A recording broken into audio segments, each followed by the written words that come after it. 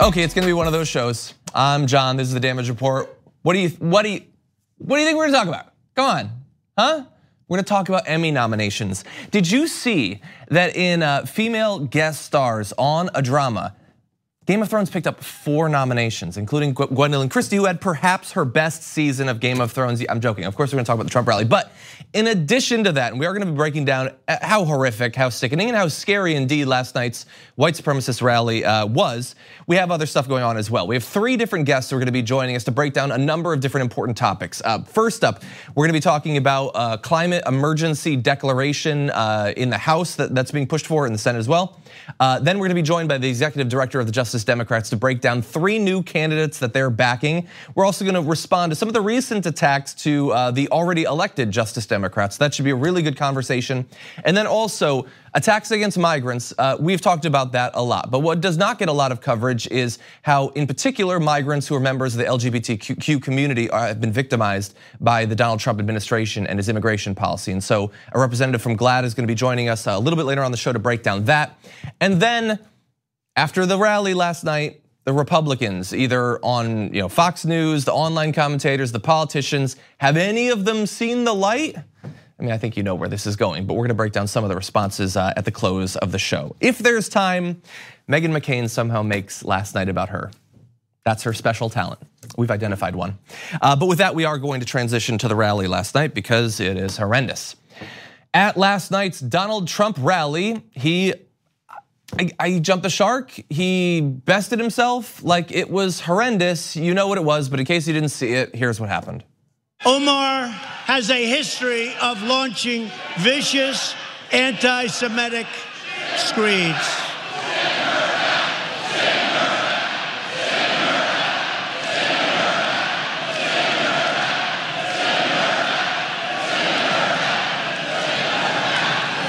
Admittedly, it's a little bit hard to hear what they're saying there, but I've listened to it a few times and I think they're chanting, it's like a call and response, economic anxiety, back and forth. I think that's what it was. No, it was more racism.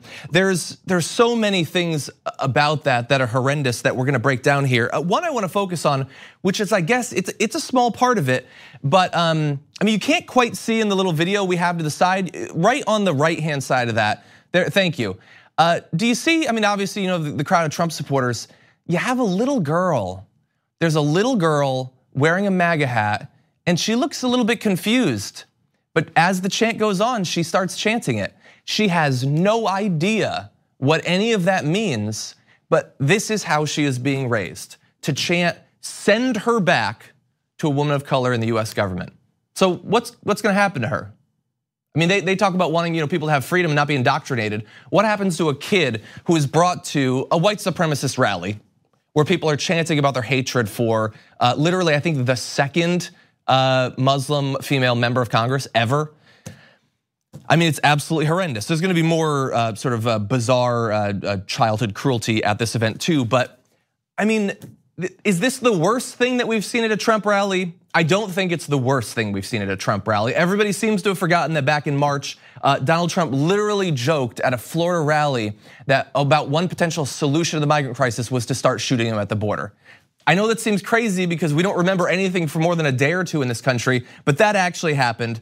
This is on the same-ish level, I would say, just insane out-and-out racism that, of course, because it never breaks through, his defenders will never acknowledge his racism.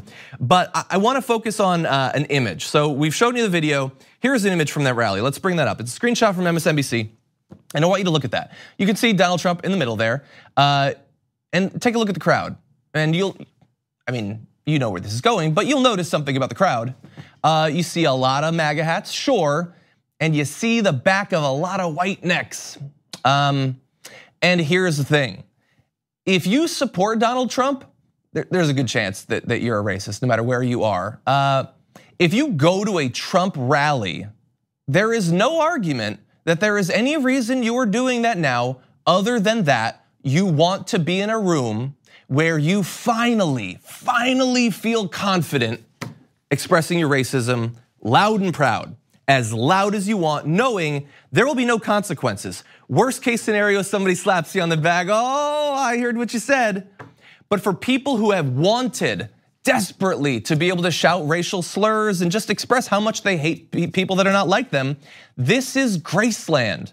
This is the culmination of everything they've wanted, to be surrounded by people who only believe exactly the things they do, and to be incentivized in the worst sort of mass mob behavior to just express raw hatred towards this woman who supports, like absolving students of their debt.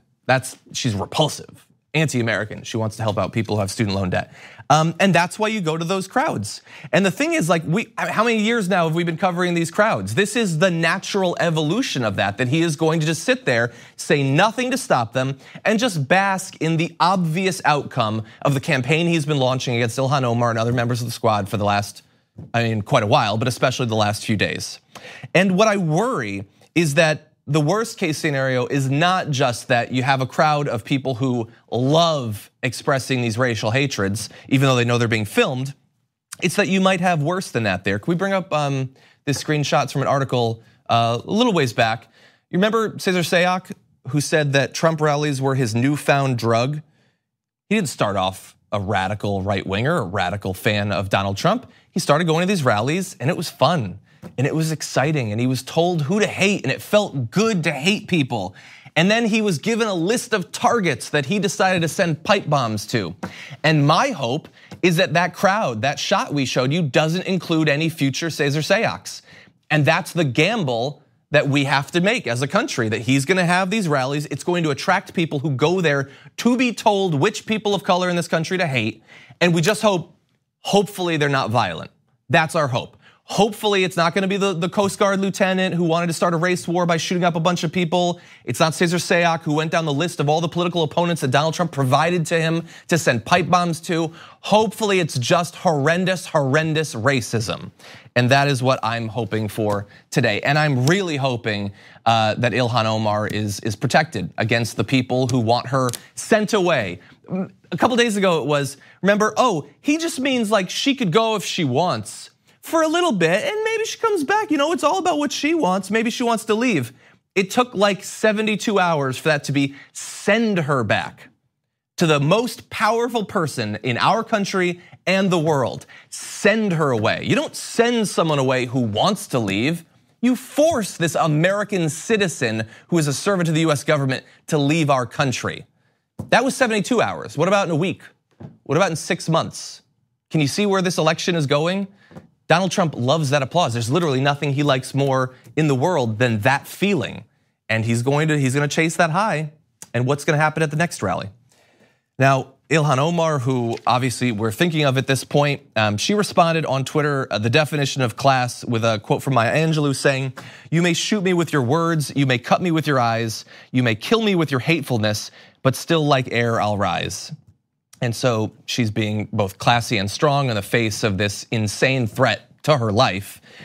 She went on to say, "I am where I belong, at the people's house, and you're just gonna have to deal with a shot of her presiding over the US House of Representatives," which for me as a normal, rational person, that image fills me with pride for what America could be, has never been, but could be moving in the right direction. But that same image, can you imagine if Donald Trump had put that on a big screen in front of that crowd? Can you imagine what they would say? I guess there are just different sorts of people in this country. Others have stood up in defense of her. A lot of people, Bernie Sanders had a great tweet saying, "Trump is stoking the most despicable and disturbing currents in our society, and that very hatred and racism fuels him. We must fight together to defeat the most dangerous president in the history of our country." But others, of course, have defended him as well. Here's what I would like. Maybe there will be condemnation. Maybe there will be a House resolution or something. That's all well and good, fine, let's do that. Let's impeach him before he gets Ilhan Omar assassinated. How about that? How about we don't wait until after one of his insane supporters that wants to kill people desperately, might be such a F up that they can't actually make good on it, but desperately wants to kill his political opponents. How about we get him out of office before that actually happens? That would be nice. And this message goes not to those supporters and not to Donald Trump, but to Nancy Pelosi, the person who is principal in stopping any effort towards impeachment from going on. Lives are at risk. He is playing with more than fire, and there are people who are defending him who should know better. Now, I want to turn to other aspects of the rally just briefly. And so let's say some of the other things that were going on last night.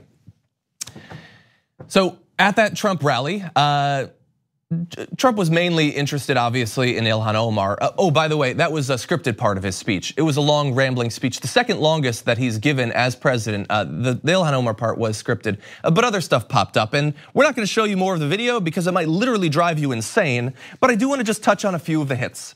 So Jordan Ewell was one of the first to tweet out. Trump just pointed out a baby someone was holding up and talked about how beautiful the baby is. The parents are apparently QAnon believers because they had put a big Q on the back of the baby so that when they held it up, it would be on TV. Apparently the parents are YouTubers who are looking like to help themselves in their career out.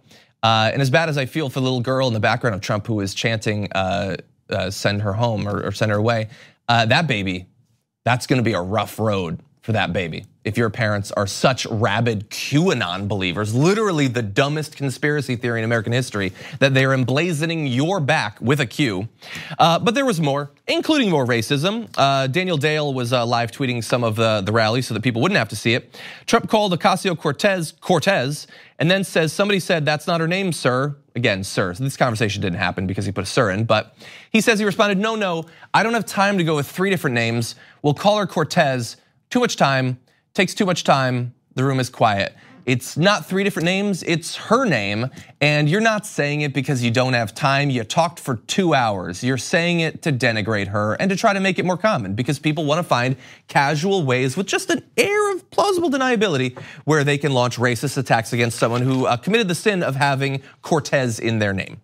Going on, Trump said that some of the migrants in detention are so happy to be there and that they've said, quote, we've never lived like this before.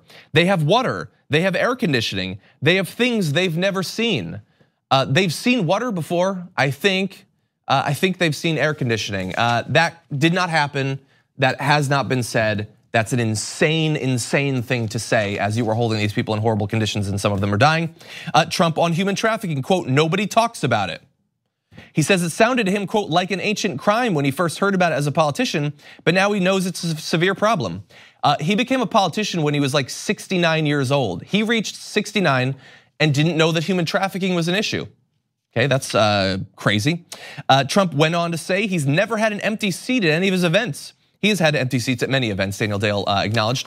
I would just ask you, saying you've never had an empty seat at any of your events, is that as crazy or more or less crazy than saying you've never bowled less than a 300? I think it's in the same realm. It's obviously not true, but the cult of personality has reached North Korean levels in that respect.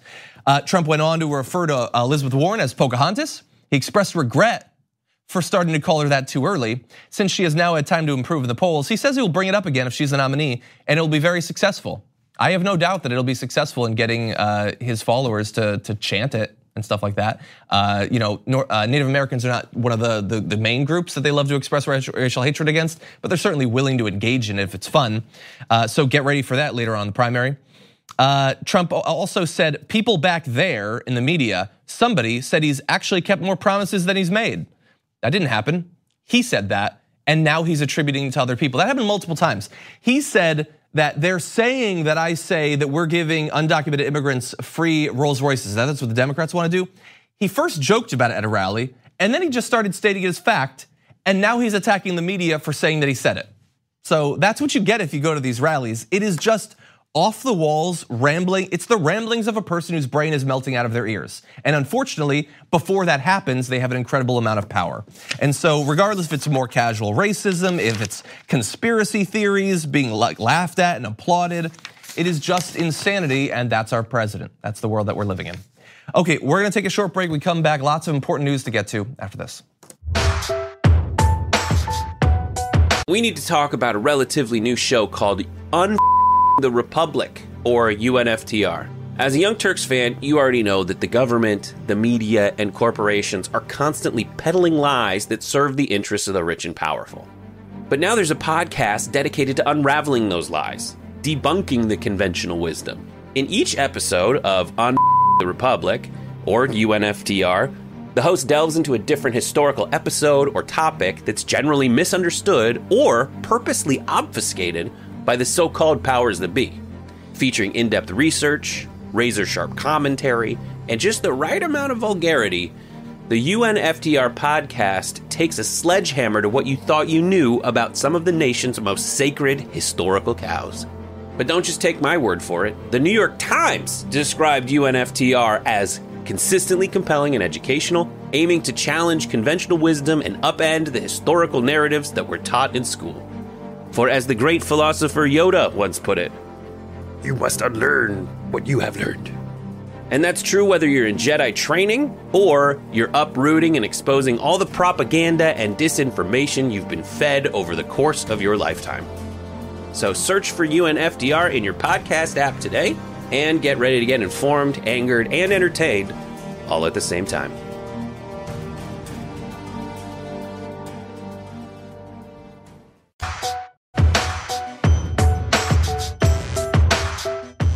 Our climate continues to break down around us, and for the most part, DC's response is meh.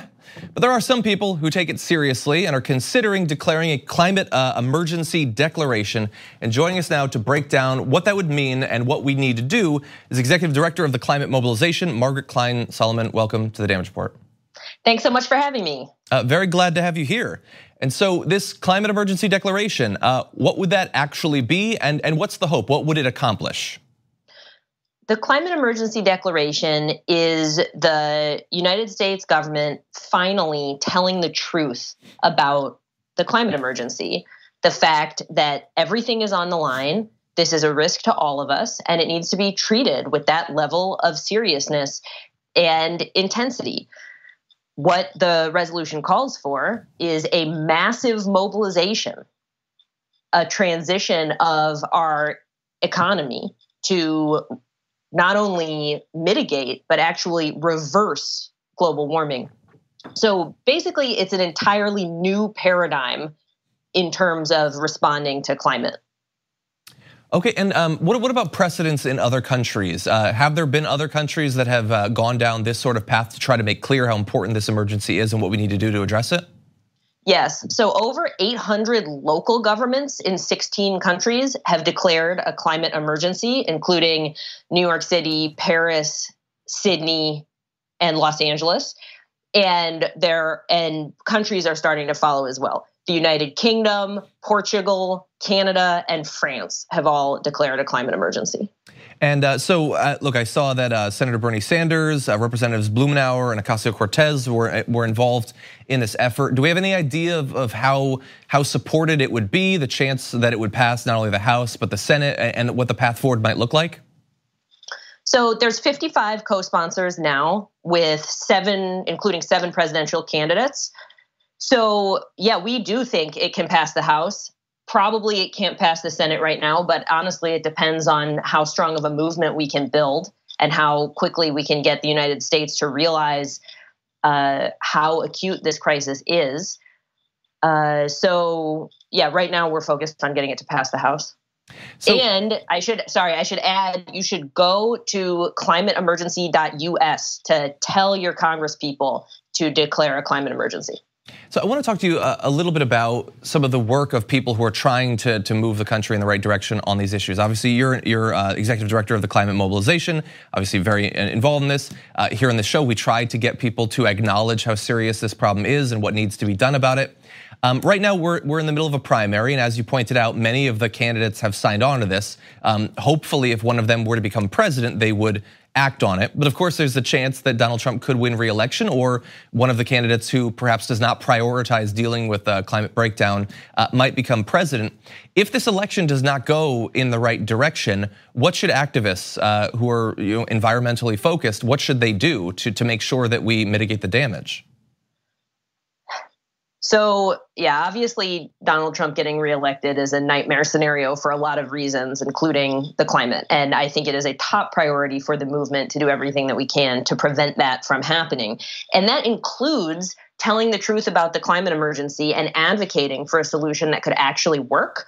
By doing so, we can set ourselves up for success. I mean, the climate crisis is accelerating. It's getting worse all the time. It's showing itself. It's tremendously damaging effects all over the country.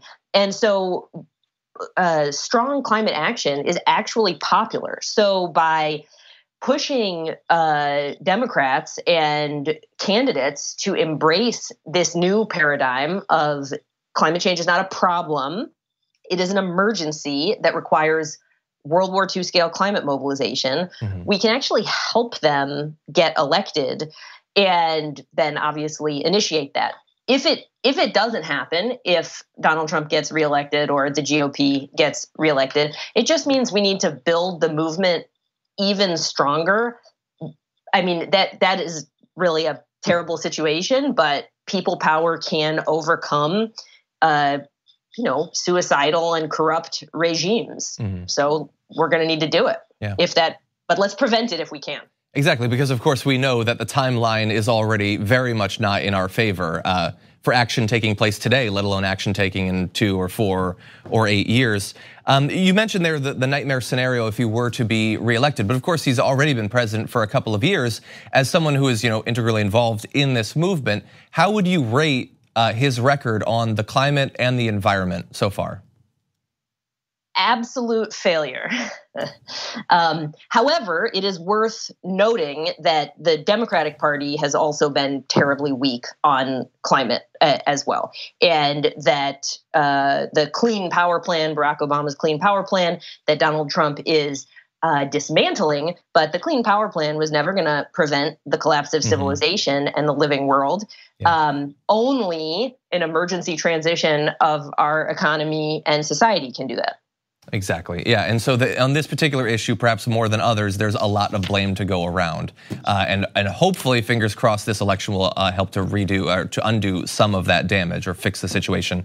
Margaret Klein Salamon of the Climate Mobilization, thank you so much for joining us on this issue, and we certainly hope that it does pass. Thank you. Thank you. We're going to take a short break here. When we come back, we're going to be breaking down some of the new candidates who are going to be running in this cycle after this.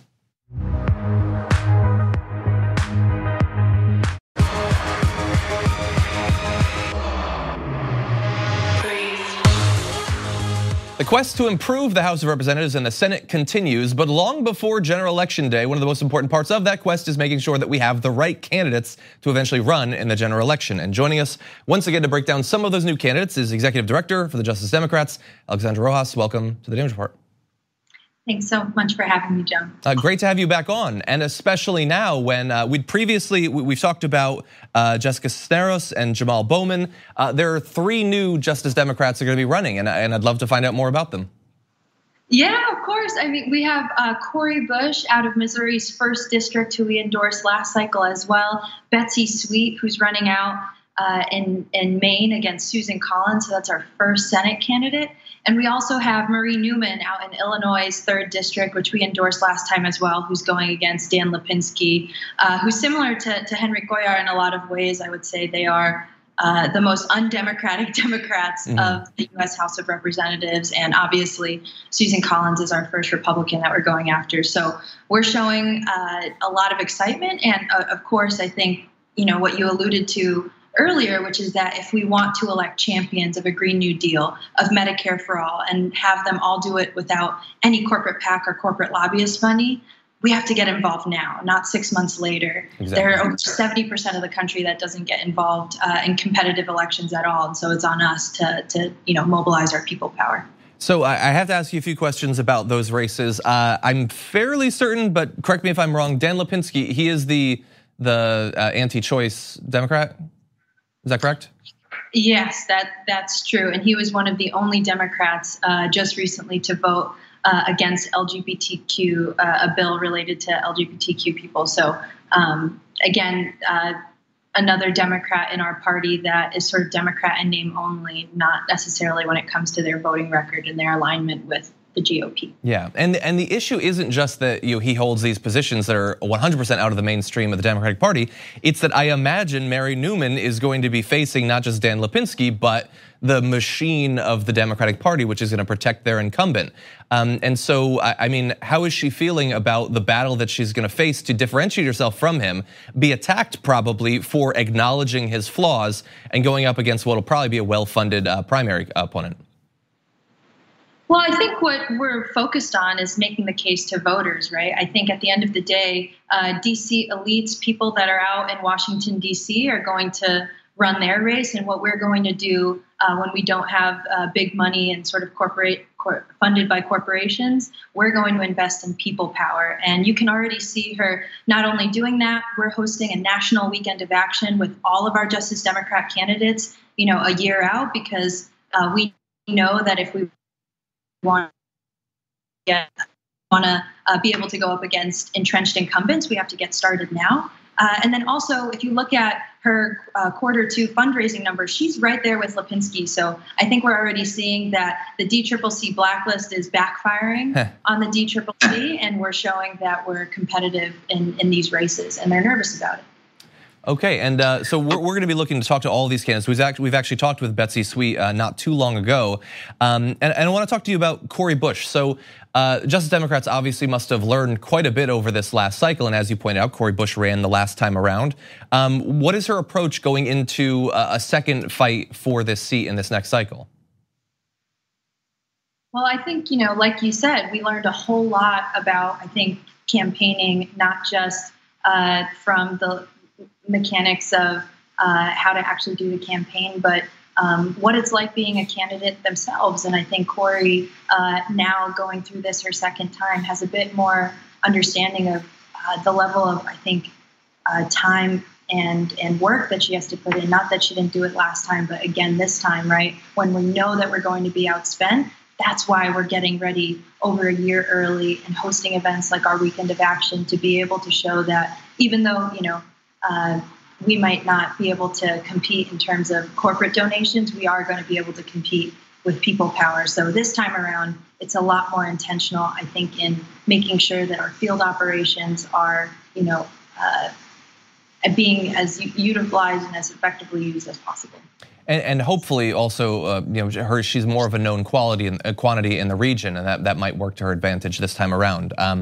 With Knock Down the House, I think it's also nationally too. And I believe she and some of the other folks from Knock Down the House also recently became national Bernie Sanders surrogates. So I think that's also going to help as well. Exactly. So I have to ask, we've been breaking down some of the new Justice Democrats. There are a number that have already been elected, and they have very much been in the headlines lately, not necessarily for the reasons I would like. They've been targeted by the Democratic Party, by Nancy Pelosi, and now, including last night, just viciously and in a racist fashion from the President of the United States. As someone who has worked with these women, what is your response to the recent attacks? I think that if Donald Trump wants to make the squad the face of the Democratic Party, then we need to use this opportunity to talk about our vision for America, because what they're counting on and what they're doing, right, is weaponizing race. It's not just Donald Trump, right? It's Fox News, it's the entire Republican Party and the billionaire class that they represent that are weaponizing racism in order to divide working people in this country. They're using these 4 congresswomen to say, hey, be afraid, not just of undocumented immigrants now, but of all Black and brown people. So I think that Democratic leadership needs to take this moment seriously. If we want to remember the events that led up to this very moment, to where it was susceptible for the president to come and do this, a lot of that happened under Democratic leadership's watch. And so we need to be extremely careful moving forward on, I think, articulating our vision for the America that we want to see, because we know that it's way more popular. People are excited about Medicare for all. They're excited about universal education, not just, through high school, but all the way through college. People are excited about a living wage, at least at $15 an hour, and so much more. And if we want to win in 2020, we need to mobilize our base. So I think that although, these attacks are causing a lot of, press coverage around the Congresswoman, I think it's our opportunity to talk about our progressive vision for America, because we know that Americans are hungry for change right now. And I suspect your answer might be similar, but I also have to point out that in the initial, right after his tweet storm on Sunday attacking the squad, you also had Axios releasing the poll conducted by an anonymous group, apparently of top Democrats, in an incredibly deceptive fashion, attempting to attack both Ilhan Omar and Ocasio-Cortez, implying that they're unpopular in what could well be either an entirely fabricated poll or the worst designed poll in the history of American politics. And that's not Trump, that's coming from the establishment of the Democratic Party. And so how did you respond to that? Well, I mean, they basically only polled white, non-college educated voters and basically ignored the reality that women of color also carried swing states in the 2018 election. So I think it's not only extremely tone deaf, it's extremely offensive to the people within those districts when you're only talking to white people. And I think what we've shown is that if the reality is that we're trying to cater to Trump supporters in order to win them back into the Democratic Party, we just saw on full display last night of some of those folks. So I think we need to paint a vision that is not just trying to win back Trump supporters. We need to win back everybody on the table, and that's young people, that's people of color, that's working class people of all backgrounds, that's union households. And the way that we do that isn't by just catering to people that we know are going to vote. It's by going after the millions and millions of people that are sitting at home right now, that are cynical, that don't believe that their government is working for them. And Democrats have an opportunity to speak to them. And we don't need to do it by compromising our values on separating families or putting kids in cages. We can do it by talking about our vision for economic, racial, environmental, and social justice. And hopefully people will help you and the Justice Democrats to do that by, if they're interested in finding out more about Mary Newman, Betsy Sweet, or Cori Bush, of course, Justice Democrats website is there. Alexandra, as always, we appreciate you joining us on the show. Thanks so much. We're gonna take a short break here. When we come back, lots more to get to.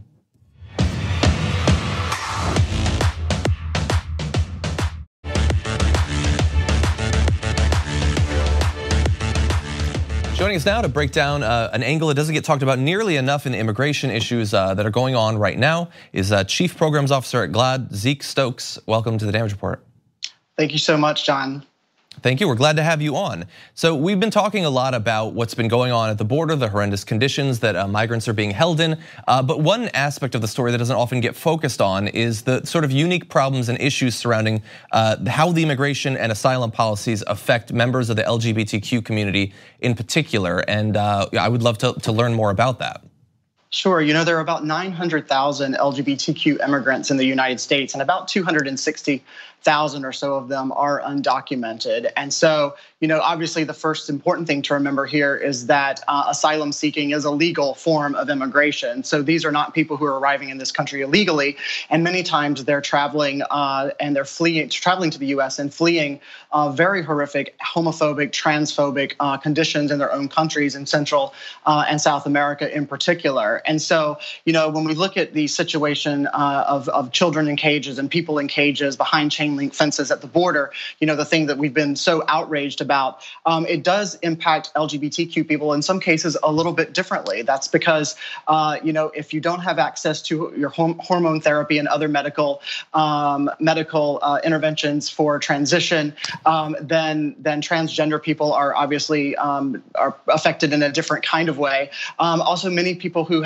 may be HIV positive who aren't getting their medications, those are critical days and critical hours to have a break in medication. And so if they're not providing that kind of health care, and of course we know they're not, then LGBTQ people are being affected in ways that are very unique to them, but also are fleeing these countries in ways that are very unique to our community. So that's a long list of concerns that are very real, and we know that, I mean, they're fleeing from countries that they're incredibly at risk there. They're coming to a country that is moving in the exact wrong direction on many of these issues we know. Do we have accounts of migrants that are being mistreated in this particular way? I mean, I know that people are being denied access to, you know, places to sleep and soap and things like that. So I'm assuming that the treatment has been quite horrendous. Absolutely, we do know. We do hear from them at GLAAD. We do have a network of resources where we can point people, the ACLU, the Immigration Law Project, other places that we point people to receive assistance. But we do know that at least 2 trans women have died while in custody because they weren't receiving proper health care, or they were in conditions that just were untenable for them. And that's just what we know about. We know of one woman who was sent back to the country from which she came, and then died there very quickly because of the conditions in that country. She was a victim of violence back in her home country. So we do know that it's happening, and you are right. these immigrants are arriving at a country that is moving backwards on LGBTQ rights, not forward. We've seen this administration issue more than 100 attacks in both policy and rhetoric on the LGBTQ community since the president took office, and we track those through our Trump Accountability Project here at GLAAD. Your viewers can go on GLAAD.org/Trump to see all of those attacks, and it's everything from removing us from the White House website on the day of his inauguration, all the way through removing us from the census, banning transgender service members from the military, promoting so-called religious liberty that is really nothing more than a license to discriminate. We see it day in and day out. A network of judges appointed across the country who are insistent and intent on turning the clock back on the progress that we've made over the past 50 years. So it's a bad time to be LGBTQ in this country. But even so, these folks are arriving at a place that's better than the place that they're coming from, where they're fleeing violence, they're fleeing persecution, they're fleeing terrible conditions, and we should be welcoming them as we welcome all immigrants fleeing and arriving here for asylum with open arms and open hearts. And finally, we have the ICE raids that have been rumored to be starting. Depending on who you talk to, they either started last weekend or ICE officials are saying that they didn't. But assuming that they do proceed, do you have particular advice considering the concerns that we've been talking about? Sure. This is a terror tactic by the president, and whether they're happening at the same level that was reported in the media or not, we tend to believe that they're not.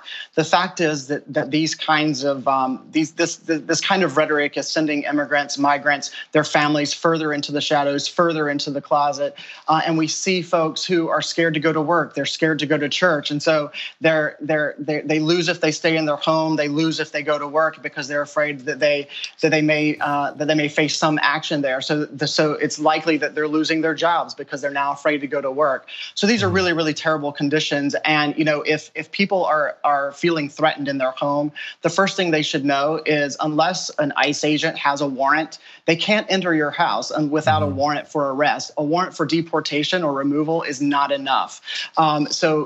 Even if someone opens their door and asks for ID from the immigration agents, the ICE agents, that opening of the door does not allow them to come into your home. Go to the ACLU website at aclu.org, where there's an amazing list of resources. Go to GLAAD.org, where we have an amazing list of resources that can really help people stand up for themselves, know their rights, and fight back. Very important information, very timely as well. And so, Zeke Stokes, we want to thank you for joining us and breaking down these issues for us. Thanks so much for having me, John. Thank you. We're gonna take a short break. We have just a little bit more time. We're gonna do a roundup of some of the Republican politicians and members of the right-wing media and how they have responded to the insane racist rally we saw last night.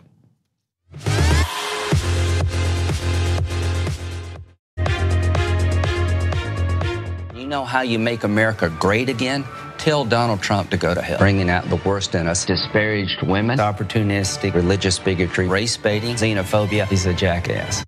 That was Senator Lindsey Graham going on every media program to denounce Donald Trump after last night's racist rally. Nah, I'm just playing. That's from back before he was the candidate, let alone president. Now he's fallen very much in line. But back when he was freed up from loyalty to the dear leader, he was very critical of Donald Trump for exactly the sort of thing that was on display at last night's rally, where his supporters were gleefully chanting that Ilhan Omar should be sent back to a place that she's no longer a citizen of. So that's what happened with Lindsey Graham. Now, let's flash forward to this morning where he was asked about that. Bear in mind the things he said in the past. Here is what he said when asked about whether or not that was racist. No, I don't think it's racist to say, was it racist to say love it or leave it? I don't think a Somali refugee embracing Trump would not have been asked to go back. If you're a racist, you want everybody from Somalia to go back because they're black or they're Muslim. That's not what this is about to me. Was it racist to say if you like it, you should have put a ring on it? I'm a very serious politician. That was nonsense. Lindsey Graham he's a joke in a city filled with jokes. He stands out as the funniest one, perhaps. The idea that, like the love it or leave it thing, first of all, you flash back, you go back decades. Those sorts of attacks have always been racist, everybody knows that. But especially, they've stripped away the consent. Now it's send her back. To imply that that is not racist, that uniformly white crowd that was chanting that was not motivated by racial animus is ridiculous. And it's beneath the low bar of US politics to not be willing to admit that. The idea that they would be okay with her if she supported Donald Trump, that's a particularly weird form of racism. That she can exist as a congresswoman in the US, in the US Congress, if she supports the president, otherwise she should be deported to her home country. That's not like a clever out. That's just more racism on top of the racism of a particular sort. That says a lot about the Republican Party and their views on black people, brown people, whether they're inside or outside of the party. It's all racist. It just comes in different flavors, whether or not those people agree with you politically. But that was just awful. He's just one politician though, others have been terrible too. Representative Mark Walters said this. This is what passes, by the way, for a condemnation. You have the people who deny that it was racist at all, even at this point. And then you have things like this. Though it was brief, I struggled with the send her back chant tonight referencing Representative Omar. Her history, words, and actions reveal her great disdain for both America and Israel. That should be our focus and not phrasing that's painful to our friends in the minority communities. It is hard to come up with a condemnation that is more condemning of the person than the thing that we're debating right now, and that might be it. Though it was brief, they chanted send her back for 10 to 20 seconds, 25 seconds maybe, I'm not sure. It wasn't brief, and he is just as racist in his attacks against her. Julie Davis tweeted out that the NRCC chair Tom Emmer says of send her back chant, there's no place for that kind of talk, I don't agree with it. And then goes on to say, there's not a racist bone in Trump's body. What he was trying to say, he said wrong. Yeah, he's been carrying on for this full week, refining and doubling and tripling and octupling down on his message. He's not racist, he just can't quite say it wrong. Now I agree, he doesn't know how to speak and he doesn't understand the English language, but that's not the issue here. It's very much founded in racial animus. More responses from politicians will of course roll in as the day goes on, but this is what you can pretty much expect. People who just deny that it's an issue or say, I wouldn't have said it that way. This isn't the way we should focus on it. And here's 10 things that I'm gonna say to slander Representative Omar as well. Once again, setting the stage for more comments like this. I wanna give you a taste of how this is gonna work on the pundit side. So you have Ben Shapiro, the guy who's never seen racism in his life, doesn't believe it exists, says vile. Omar is awful. She's a radical anti-Semite with terrible views. She's also an American citizen, and chanting for her deportation based on her exercise of the First Amendment is disgusting.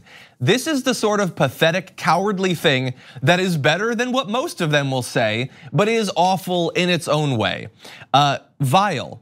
He said one word to condemn it and then turned to attacking Ilhan Omar once again. She's a radical anti-Semite, of course, not true, with terrible views. Like his issue with it is that she gets to exercise her rights. She's terrible, something bad should happen, but she shouldn't be deported. That's what he believes. And again, by the way, no acknowledgement that it's racist. It's vile, but I won't say why. I won't say how. I won't say what is particularly vile about it, how it is a continuation of a strain of thought in American politics that's been around since before we were actually a country. But understand who he actually is, because while he says that that is awful, take a look at what happened on his show yesterday with a guest. She was so angry, she almost exploded, but the TSA took the belt off her. You know, she is as bad. She is as bad. We're gonna give a Media Matters break. Media Matters. We love you, Media Matters. Thank you. I can't wait. Come and get me. Here's the photo for the article. Okay, for Media Matters, she's not actually a suicide bomber, nor is she an Islamic terrorist. She just believes bad things. That's true. Man, I think it's vile. Why would you ever say anything like that? I also think it's kind of funny when somebody jokes that a woman who came here as a refugee, worked her entire life, became a congresswoman, is the perfect distillation of the American dream. Maybe she's a terrorist. It's a good thing the TSA took off her explosive belt. That's what I think. And then when they realize that, oh wait, there's a camera rolling, they joke about the fact that it's satire. Once again, proving that the issue with comedy on the left and the right isn't that the right is bad at it necessarily. It's that they have no idea what comedy is or what the purpose of it is. There's some very weird ideas about what's funny. And joking that a congresswoman is maybe a terrorist is not a light jab. It's just more racism. Weird that he can't see it when it's Trump or when it's a guest sitting in front of him. He can't condemn it any more than Trump would condemn that chant. There was a lot more. We'll get to it at some point, but unfortunately, we are running out of time for the show. Donald Trump, by the way, also, he's been asked questions about this since last night. Take a look at that. You can expect it later on the main show of the Young Turks. We've got one more show. We're gonna have Brett Ehrlich on tomorrow, as well as a couple of awesome guests. So certainly look forward to that, and I'm sure more fallout from the insane racism that we saw on display at last night's rally. Thank you as always for watching. We'll see you tomorrow morning.